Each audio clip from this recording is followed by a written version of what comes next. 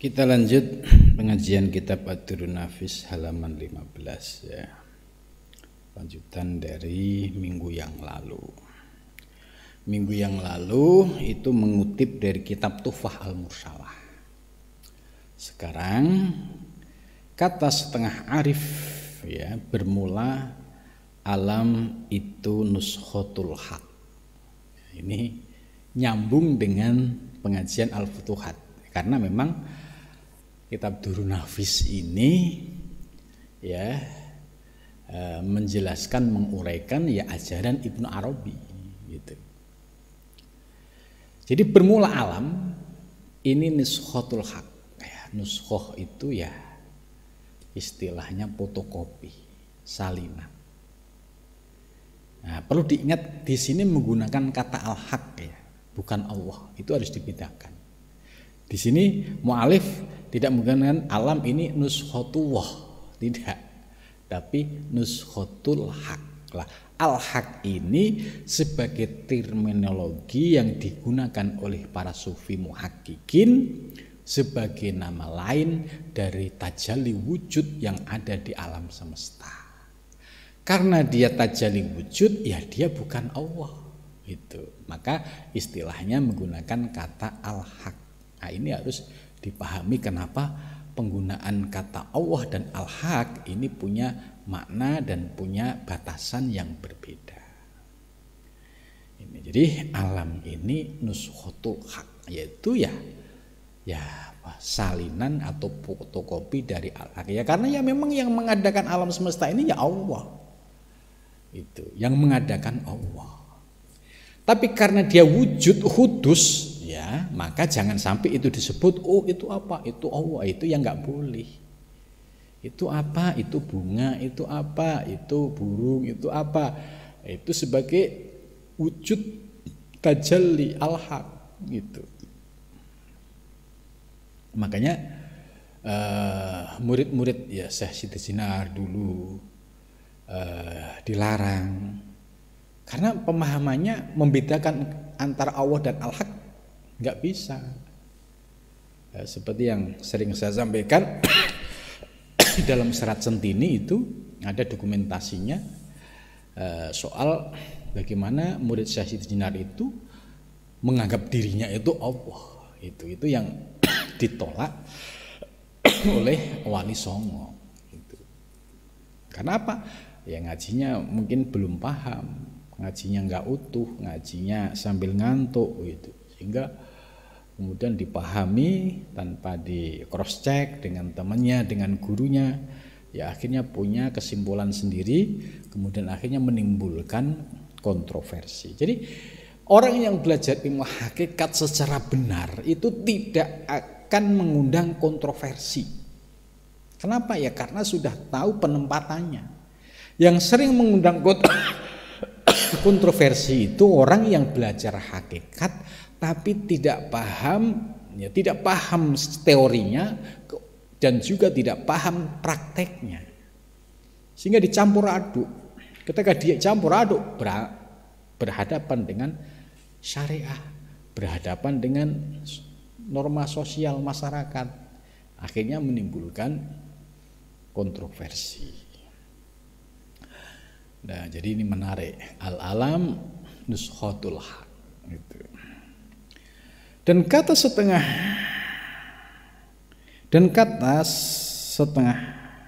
ini ya, alam ini cermin hak ta'ala, cermin. Jadi ibarat kita ngaca di cermin. Itu ada dua wujud. Ya, tentu dua wujud ini ada yang asli, ada yang tidak. Ada yang hakiki, ada yang majazi. Gitu. Nah, saat kita bercermin, nah, di situ ada dua wujud. Nah, pasti di situ ada yang hakiki, ada yang majazi. Kemudian kata Syekh Akbar wal Kibrit al-Ahmar, Qudusullah sirruhu. Nah, ini nama yang sering dinisbatkan kepada Syekh Muhyiddin Ibnu Arabi, yaitu Syekhul Akbar wal Kibritil Ahmar gitu. Qadasawwah sirrahu. Mudah-mudahan Allah menyucikan sirrahu, ya sirnya. Di dalam Fusus, yaitu kitab Fususul Hikam. Nah, ini ngutipnya dari kitab Fususul Hikam. Dan apabila adalah hak ta'ala itu wikoyah bagi hamba. Jadi apabila hak ta'ala itu wikoyah bagi hamba pada suatu wajhu, pada suatu sisi, yaitu keadaan hak ta'ala itu menjadi dohir. Nah, ini bahasanya bahasa yang sangat filosofis. Maksudnya begini, bahasa gampangnya, ketika Allah yang maha suci berkehendak ingin memberikan limpahan anugerah-anugerah ilahiyah kepada seorang hamba. Ini namanya hak ta'ala wikoyah pada hamba. Maka hamba yang memperoleh anugerah ilahiyah itu menjadi zahir. Gitu. Maka ucapannya, yaitu sesungguhnya ucapannya.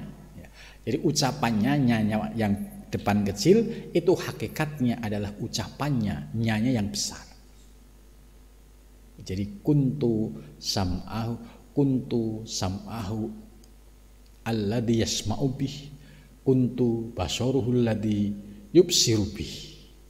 Ini kalau Allah sedang wikoyah. Artinya ketika Allah berkehendak ingin memberikan pencerahan kepada seorang hamba, kemudian diberikan asrar-asrar ilahiyah, maka sang hamba ini akan mampu mengurai persoalan-persoalan rahasia ketuhanan.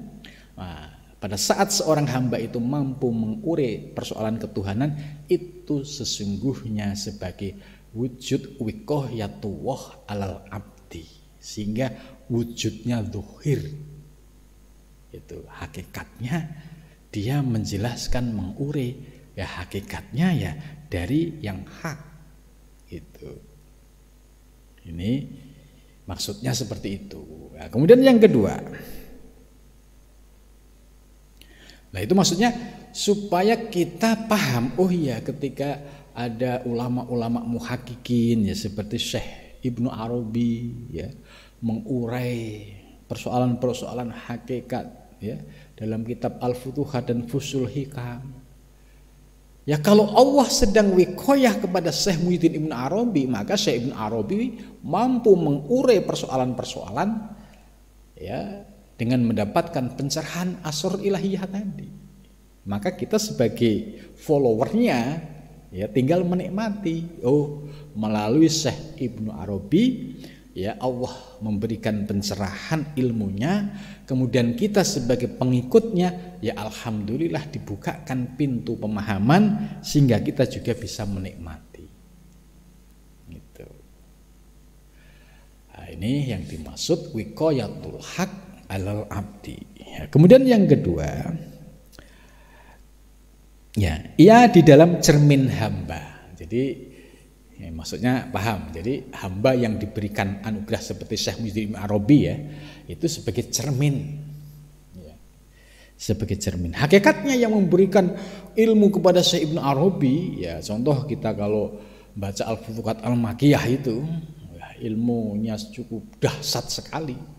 Baca satu baris saja ya hampir 1 jam tadi uraiannya.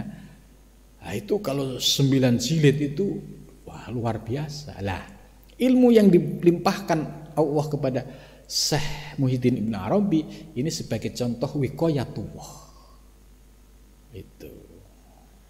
Nah itu oh ya semua ya kembali kepada Allah Subhanahu wa taala.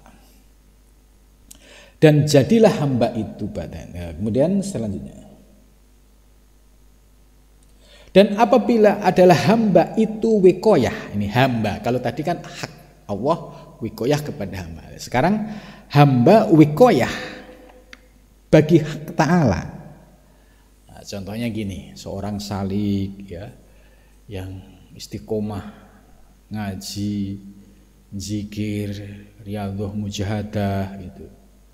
Kan tujuannya ya zikir itu supaya membersihkan kotoran batin, selalu ingat kepada Allah. Ya, riyadhah, mujahadah supaya hawa nafsunya bisa ditundukkan gitu. Nah, kemudian karena keistiqomahannya suatu ketika mendapatkan kebersihan.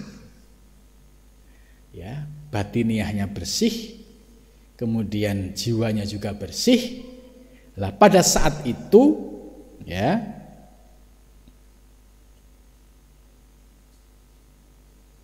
pada satu wajib, yaitu keadaan hamba itu zahir, maka akhirnya hamba ini zahir ya di dalam cermin hak. Artinya apa?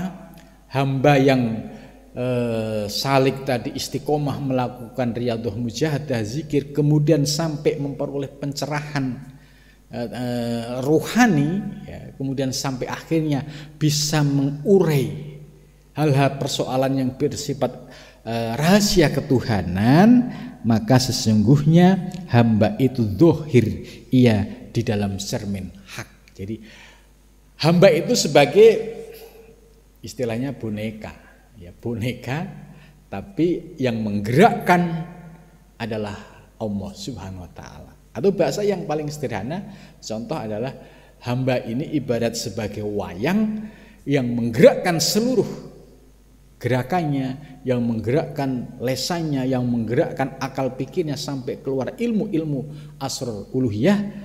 Nah, itu hakikatnya adalah Allah Subhanahu wa taala.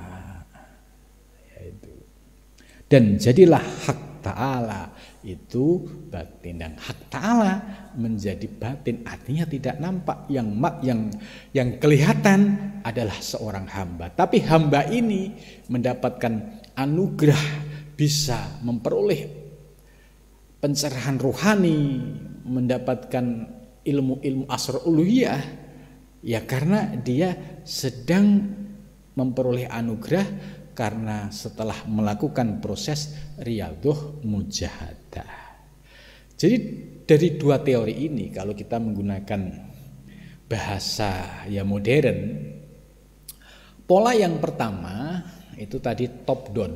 Top down itu hak ta'ala wikoyah kepada hamba.